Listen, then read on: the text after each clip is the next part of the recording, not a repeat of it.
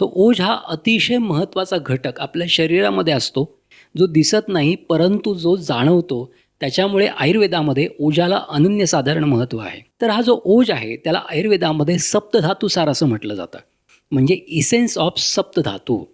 रस, रक्त, मांस, मेद, अस्थी, मज्जा आणि शुक्र हे 7 धातू आयुर्वेदामध्ये दिलेले आहेत. आपल्या शरीरामध्ये ज्या 7 टिश्यू असतात त्याला सप्तधातू असं म्हणतात. आणि ह्या सप्तधातूंचं संवर्धन, पचन, त्यामध्ये चालणारे व्यवहार आपल्या शरीरात नित्य घटत असतात. आणि हे धातू जर चांगले असतील तर त्याचा इसेन्स भाग पण चांगला निर्माण होतो.